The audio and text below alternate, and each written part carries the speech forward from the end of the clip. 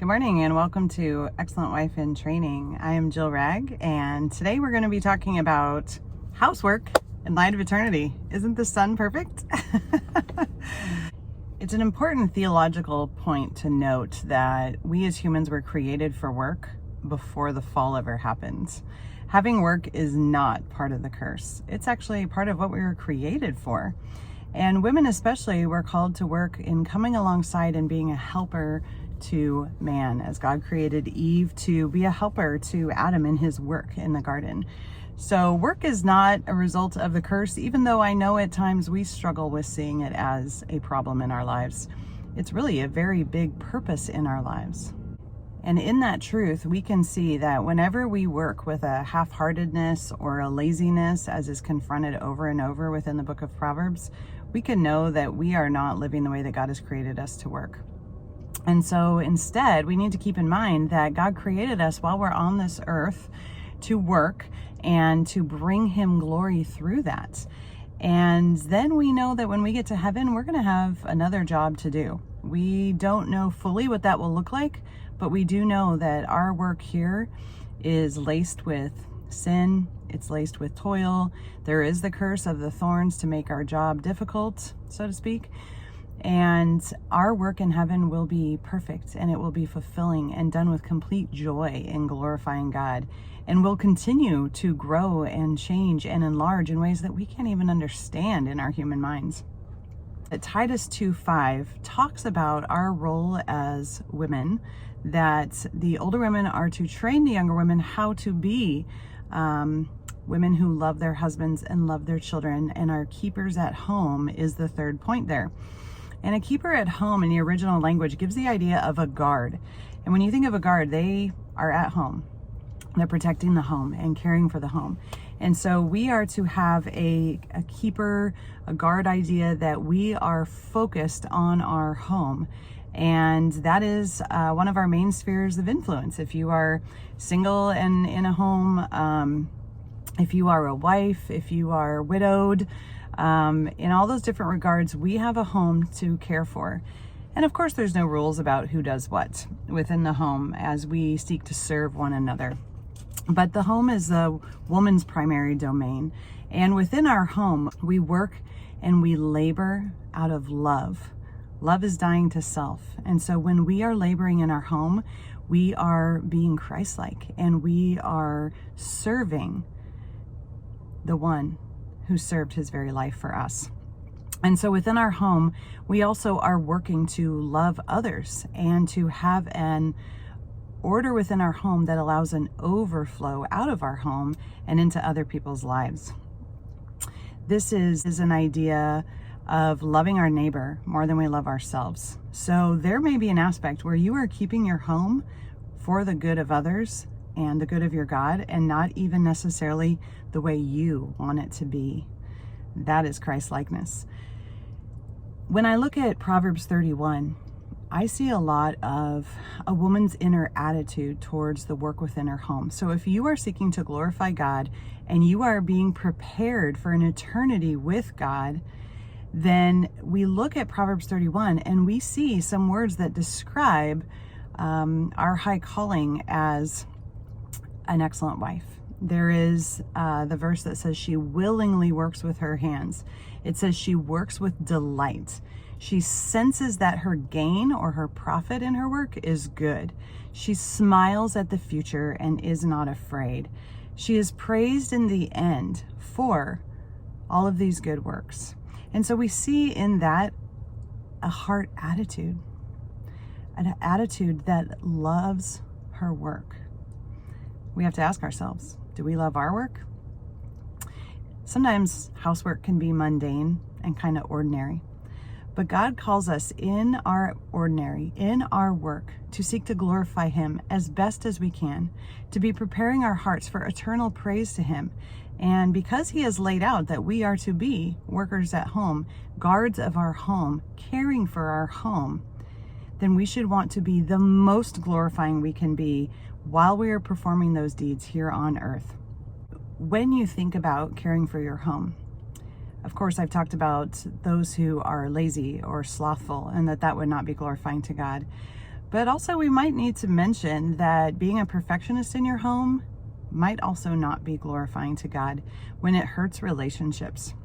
Perfectionism is not God's call. He doesn't call us to have perfect homes where you could eat off the floor or things are never left out. These can become obsessions, and we know an obsession is something that you really love and serve more than God. An obsession would be an idolatry.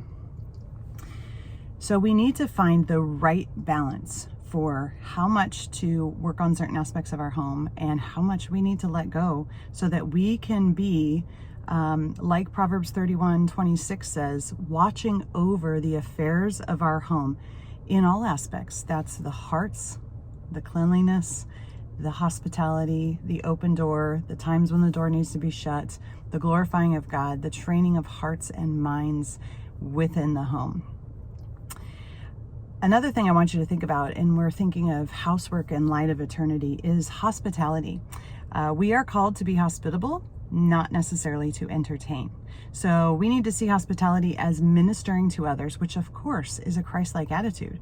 And we are preparing to reign with God, reign with Christ in heaven, co-heirs with Jesus.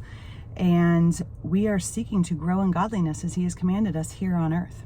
And so we practice love in our home, dying to self, love in our work, dying to self, perhaps doing what your husband wants you to do, what your children need before what you want to do, not taking the cleanliness so far that you exasperate your children or husband, or maybe not cleaning up well enough that you feel that you can't minister to others within your home because you're embarrassed by it.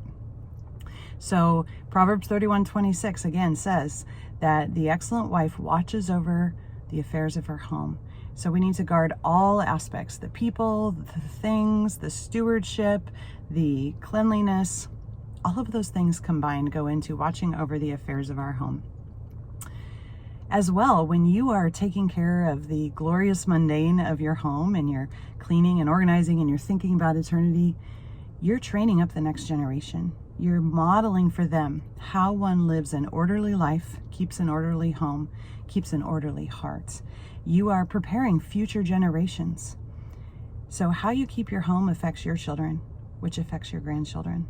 When we get to eternity, we will have all the blessing of work without the sin that has encroached upon our lives because of the fall. So work often does not seem like a blessing, and work often doesn't have any joy in it, and it can be very wearisome. But in eternity, that will not be true. So as we are wiping up the dust that just keeps falling and washing the clothes that keep getting dirty and cleaning out the sink that keeps filling with food, we can be reminded to be thankful that all God has given us and provided for us, and praise His name in heaven, and long for the day when we will work for Him without those effects of sin and dirtiness again. On a final note, I'd like to think about Proverbs 14, verse 1. It says, "A wise woman builds her home, but a foolish woman tears it down with her own hands." There's many aspects to keeping a home, from the cleaning to the training to the loving of your husband to the opening of the doors and ministering to others, bringing them into your home, and also the outflow. So when you are building up your home, you are strengthening it and keeping it in such a way so that you can pour out into your neighbors, into your church family, into the world. And there is an aspect where you will need to keep up with your home so that you will have the availability to pour out from it and to bring others into it. And that would be a wise definition of a wise woman builds her home. As well, of course, the spiritual aspect of preparing hearts to go to eternity with you in heaven by being a tool that God uses to bring your children to a saving knowledge of Him. But we must keep in mind, a foolish woman tears down her home with her own hands. It's not even the work of another. So I would encourage you this week, as you look at the many tasks within your home and with your children and your husband, that you would consider what areas of your life are you tearing down your own home and not having an eternal mindset. How are you building up your children for the kingdom? How are you keeping your home in such a way that you are influencing the world with the gospel, showing that our God is one of peace and love and an order, that allows an outflow of our house in service, in kindness, love of neighbors, love of those who are poor and needy. There are so many ways that simply dusting and vacuuming and doing dishes is a glory to God and a work for the kingdom and preparing our hearts for eternity. May you be blessed this week as you consider how you can build your home through the glorious mundane of cleaning in light of eternity.